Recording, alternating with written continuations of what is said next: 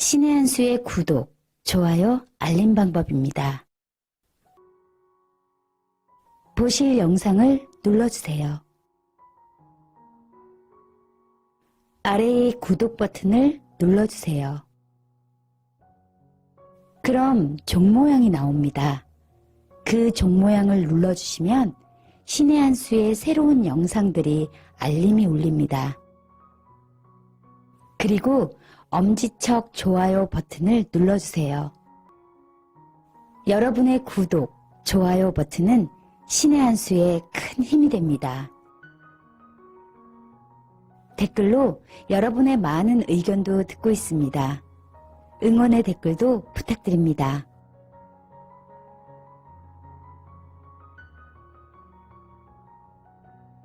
지금 청와대의 최고의 실세는요, 대통령이 아닙니다. 여러분들, 김정숙입니다. 아시잖아요. 얼마 전에 해외 순방 때 대통령보다 앞에 가서 말이 손 흔들고 거의 대통령 수준이었는데 그 사진 또 한번 다시 제가 찾아서 보여드리겠지만 깜짝 놀랄 만한 사진 아닙니까? 그것도. 아, 그거 앞으로 예. 막 뛰쳐나갔던 찾을게요. 사진이요. 예. 예. 그거 정말 저는 충격적이었던 게요. 일단 지금 보통 보면은 예전 같은 경우는 부속실에서 그 김정숙 같은 영부인들을, 영부인이라고 얘기하기도 참 뭐한데 관리를 하지 않습니까? 근데 일반적으로는 뭐냐면 영부인에 대해서 소위 말하는 청와대의 예법을 가리켜야 되잖아요. 궁중예절이죠, 따지고 그렇죠. 보면. 그 의전이라는 게 엄연히 있는 것 아니겠습니까? 그러니까 의전은 솔직히 말씀드리면은 국가가 국가관이라든가 아니면은 뭐 공공기관 사이에서 의전이라는 건 존재하지만 내부적으로는 예법이 필요한 거예요. 그러니까 저쪽에서 의전을 해준다고 해가지고 내가 거만하게 한다면은 그것도 또 사실은 문제가 되는 거 아니겠습니까? 근데 자, 이 사진이죠. 예. 예. 지금 보시면은 손을 흔들면서 뭐 아름다운 날이에요. 뭐 거의 뭐 옛날에 보면 탤런트가 어디 저기 그 비행기에서 내리는 듯한 그런 이 느낌을 라오스 하고 있잖아요. 국빈만문 할 때 모습인데. 정말. 와, 라오스 예. 국민들이 그럼 저 사진을 보면, 저 장면을 직접 목격을 했을 때, 누가 대한민국의 대통령이라고 생각을 하겠습니까? 김정숙 대통령이죠. 그 뒤에 있는 문재인이는 뭐 비서나 청와대 직원 정도로 생각을 했을 거예요. 그리고 자신의 남편의 면을 세워주기 위해서는 일반적으로 대다수 여성들은 뒤로 다소곳이 물러나서 내조를 하는 게 정상 아니겠습니까? 요게 또 대박 사진이에요. 이야. 야, 아이고, 문재인은, 아유, 여보. 손바닥 비비고 손바닥 또. 비비고. 이야, 어깨 쫙 펴고 걸어가는 거 보세요. 어깨도 자, 넓어. 그래서 여러분들, 김정숙이 실세다. 예, 제가 청와대 출입기자들, 후배들 몇몇 아는데, 말을 못한대요. 그러니까, 자기가 김정숙이 실세라는 건 아는데, 인사에도 개입하는 여러 가지 정황들, 의혹들이 있는데, 말을 못하는 게 신문사가 없어질까봐. 그만큼 파워가 써야 되는 거예요. 예, 엄청난 파워를 김정숙이 가지고 있다. 지금도 말이죠. 오늘 이 기사 난리 날 겁니다. 좀 있으면 김정숙이 막 팔딱팔딱 뛰면서 언론사 압박하고 난리가 날 텐데, 여러분들 이게 지금 한두 건이 아니에요. 이해찬 건도 마찬가지잖아요. 그렇죠. 공항에서 이해찬 만났을 때. 그렇죠. 예. 예. 그때도 뭐냐면은 당시 조국 사태 때문에 상당히 위중한 상황이었어요. 그래서 성남공항에 이해찬이 문재인 만나러 달려갔지 않습니까? 근데 보면은 기니 할 말씀이 있습니다. 그럼 주위 사람들이 비켜줘야 비켜줘야죠. 되잖아요. 다 웬만한 사람들은 다 비켜줬는데 그때 보면은 딱 김정숙만 옆에 딱 붙어가지고요. 그 얘기를 다 들은 거예요. 그러니까 대한민국의 어떤 그래도 어쨌든 민주당 그래도 여당의 당대표와 대통령 간의 긴밀한 비밀 대화가 없는 거죠. 뭐 이렇게 돼버리면 뭐냐면요. 이해찬과 문재인이 나눴던 말이 만약에 새어나가잖아요. 그러면 범인은 누가 봐도 김정숙이잖아요. 근데 나중에 청와대 특감방 같은 데서 특감을 할 수가 없는 거죠. 지금 보시면은 피하 식별이 되냐 안 되냐 청경득이 난리치고 그러는 상황인데 저 상황에서 어떻게 긴밀한 대화가 있고 국가의 보안이 필요하겠습니까? 지금 사진이 찍힌 게 이해찬이라서 그렇죠.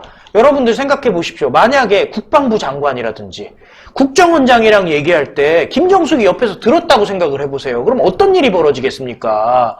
그리고 생각해 보십시오. 이 김정숙 같은 경우 이설주 만나가지고 헤헤호호 웃던 사람 아닙니까? 지금 이거는 대한민국에는 지금 전혀 군사보안이라든지 국가보안이 없다라고 생각해도 됩니다. 자, 이거 뭐 김정숙 사진찬이니까요. 뭐 거의 대통령이에요. 예. 뭐 아시겠지만 체코 여행. 그렇죠. 이것도 여행이잖아요. 아, 왜 그냥 뭐 미국으로 바로 가면 되는데 둘러서 체코 들려서 막 그 드라마에서 찍을 법한 그런데 뭐 거기 드라마에 나온 장소들 뭐 그런 데 가서 또 그 당시에 또 체코에 그 국가원수가 없었던 상황 네, 아니에요? 국가원수도 그러니까 없는데. 없어가지고 만나지도 못하는 성당 갔나? 거기서 괜히 갔잖아요. 네. 그래서 가가지고 관광하고 왔지 뭐. 발 아프다고 저기 신발 벗었던 게 체코였나요? 네. 우리 남편 어디 있냐 하고 막 뛰어가고. 아이 참. 아니 근데 또 그거를 언론들이 또 아름다운 모습인 것처럼 보도했던 거 아니겠습니까? 뭐 우리의 남편 어디 있어요? 이거 찾아봐서 벌써 다 나왔어요. 야, 아니 난 정말 이해가 안 되는 게 도대체 청와대에 있는 비서들이 뭐 하는지를 모르겠어요. 이거는 비서들이 누구세요 이거? 아이 참 뛰어가고 있잖아요. 우리 뛰어가는 남편 어디 우리 있어? 남편. 아이 여보 어디 있어? 그럼 뛰어갔다는 거 아니에요. 가관이다, 가관이야. 이거 진짜. 또 경호원들도 체코에 해준 거예요. 이거 체코에서 해준 건지 사설 경호원이 아니 경호원도 우리나라 경호원도 지금 없고 말이죠. 그러니까요. 뭔가 이상하다니까. 아니 저 정도면요 네. 청와대 비서실이랑 경호실 문책해야 돼요. 저렇게 뛰어다니다가 누가 저격이라도 하면 어떻게 됩니까? 생각해보세요. 스나이퍼들이 멀리서 있다가 대통령의 친인척 특히 영부인을 갖다가 만약에 사살한다고 했을 때 경호원들이 밀착 경호했는데 갑자기 뛰어나가요. 이거는 문제가 되는 거예요. 제가 봤을 때는 김정숙이 도가 넘은 아나무인이 아닌가 하는 생각이 드는 것이 사실 경호처에서는 김정숙이 이 저격당하는 위험 외에도 저렇게 뛰어다니다가 넘어져서 다치기라도 하면 큰 사고로 발생할 수 있는 것 아니겠습니까? 분명히 주의를 줬을 것이라는 생각이 듭니다. 하지만 김정숙이 그런 것은 아랑곳하지 않고 본인이 하고 싶은 대로 활개를 치고 다니는 것 같습니다. 그러니까 왜 영화나 드라마 같은 거 보면은 그 외국 영화 같은 거 보면 미국 대통령 뭐 영부인 있을 때 딱 비서들이 와서 대통령 이러시면 안 된다고 막 심각하게 얘기하고 압박 넣고 막 이러잖아요. 그렇죠. 김정숙한테는 이러시면 안 됩니다 영부인 하고서는 혼내주는 비서가 하나도 없는 것 같아요.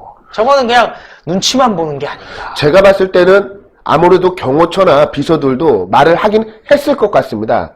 그런데 오히려 그 비서관이나 경호처 직원이 작살나는 결과가 있지 않았나 하는 생각까지 듭니다. 그렇기 때문에 본인들도 혼나기 싫고 인사상 불이익을 당하기 싫기 때문에 김정숙이 아무리 예의에 어긋난 짓을 해도 경우에 어긋난 짓을 해도 거기에 대해서 바로잡지 못하는 것은 아닌가 하는 생각이 듭니다. 정말 저는 걱정되는 게 아유, 김정숙이 심각해요. 저렇게 뛰어나가고 뭐 대통령 앞장서서 나가고 근데- 그러다가 테러라도 당하면 칼이라도 찔리고 총이라도 맞으면은 아유, 누가 뭐. 책임질 거예요. 뭐 그걸 떠나서 말이죠. 지금 국격이 문제잖아요. 좀 보세요. 이거 비행기 타는 모습. 지금 다 만들어 놓은 거예요. 손 들고 앞장서가고 비행기도 먼저 훌렁 타버려. 거의 제이나 따라와 뭐 이거 아니에요. 네, 이거는 지금 아닌 거 아니에요. 이거 외국에서 왔을 때는 대통령이 김정숙으로 알 수도 있는 그런 상황 아닙니까? 지금 싸운 것도 아니고 보니까 기분도 되게 좋아 보이는데 이것도 마찬가지로. 표정 아주. 와. 이거 대박이잖아, 이 사진. 이거 뭐야. 맞지는 않겠죠?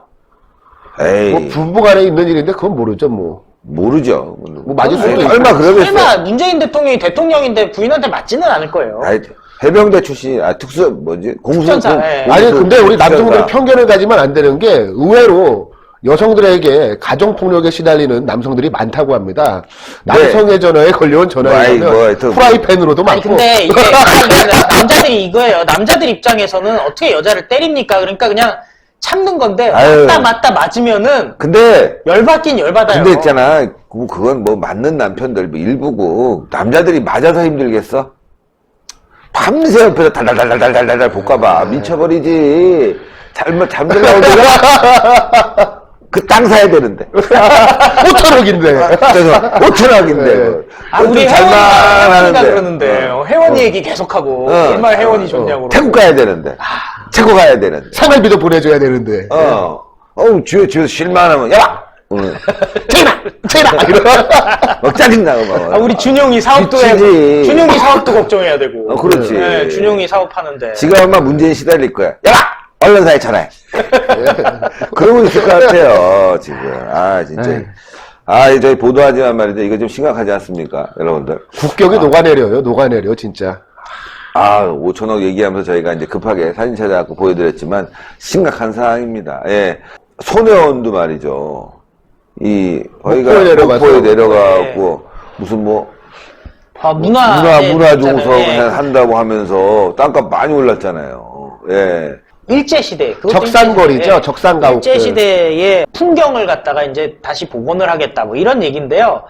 정말 새로운 컨셉을 손혜원이 저는 이게 부동산 투기에 아주 재주가 있구나. 딱 본 거예요. 보통 같으면 문화재 하면 건물 하나를 문화재로 삼지 않습니까? 근데 목포에서 했던 컨셉은 뭐냐면은 그 거리, 그러니까 선과 면으로 문화재를 지정한다는 거니까 그 지역 전체가 문화재가 되는 거죠. 그러니까 그거를 통해서 나라에서 주는 수리비 받아다가 수리하고 리모델링 해가지고 그거를 본인들이 또 그냥 문화재를 보는 문화재가 아니라 사업하는 문화재 해가지고 뭐 창성장이니 뭐 해가지고 근데 진짜 여관도 이해가 안 만들고. 가는 게 커피숍도 만들고. 커피숍도 만들고 뭐 적산가옥 일제시대 때 거리 살리겠다고 하는 거 아니에요? 예. 근데 여러분도 아시겠지만 광화문은 말이죠. 있던 것도 다 때려부셔갖고 조선시대로 돌리고 있잖아요. 네? 뭐 그런 기조라도 있어야 될 거 아니야. 어디는 다 조선시대로 돌려버리고 어디는 또 일제시대 모양을 새로 살리고 아니 일제 그렇게 싫으면 없애버리겠다고 다 난리치는데 왜 굳이 그걸 또 그렇게 하는지도 이해가 안 가요. 예. 현대적으로 바꿔야지. 그러니까 자기가 자기 목적에 맞게 이 좌파들은 말이죠. 자기 목적에 맞게 어떨 때는 일제시대를 살리고 어떨 때는 다 때려부시고 야 이거 진짜 전국을 말이죠. 이게 부동산 광풍을 만들어 놨습니다. 지금 강남도 엄청나게 집값이 올라. 세상에 여러분. 강남 집값이 30억, 이게 30평에 30억, 이게 평당 1억. 이게 말이 됩니까, 이게? 야. 저는 그런 생각이 들어요. 아무리 부동산 정책으로 규제를 하겠다고 나와서도 지금 문재인 정권 하에서는 강남 집값이 오를 수밖에 없습니다. 그 이유가 뭐냐? 아니 은행이 세컨더리 보이콧 맞게 생겼어요. 그러면 실물이 있어야 될 거 아니에요. 근데 가장 확실한 실물이 뭡니까? 강남의 부동산이 가장 확실한 거예요. 그러니까 문재인 정권 하에선 대한민국 은행들이 무너지게 된다면은 각 은행마다 5천만 원밖에는 그 예금자 보호법에 따라서 보호를 못 받지 않습니까? 그러니까 5천만 원 이상의 재산이 있는 사람들은 지금 우리나라 은행에다가 돈을 넣기가 굉장히 힘든 상황이에요. 그렇다면은 어디다 투자하겠습니까? 외국에 말도 안 통하는데 외국 부동산에 투자할게요? 아니면은 무슨 지금 기업들이 다 망해가고 있는데 주식에 투자하겠습니까? 지금 상황에서 가장 만만한 거는 부동산밖에 없어요. 그러니까 아무리 부동산 정책 얘기한다고 해도 사람들은 부동산에 투자할 수밖에 없는 상황으로 지금 흘러가는 겁니다. 그리고 지금 막 은행 얘기를 해주셨는데요. 지금 세컨더리 보이콧 위험 때문에 국내 은행들에 있던 예금이 외국계 은행들로 쏠리고 있는 상황 아니겠습니까? 상황이 이렇게 되다 보니까 심지어 이 외국계 은행들이 구자를 개설해주지 않는 등 여러 가지 갑질까지 하고 있습니다. 결국 문재인 정권의 실정으로 인해서 모든 피해와 불편은 우리 국민들이 고스란히 감내해내고 감수하고 있는 그러한 상황이 되어버렸는데요. 이 문재인 정권에게 국정 운영을 우리가 계속 맡겨두었다가는 정말 나라가 절단나게 생겼습니다.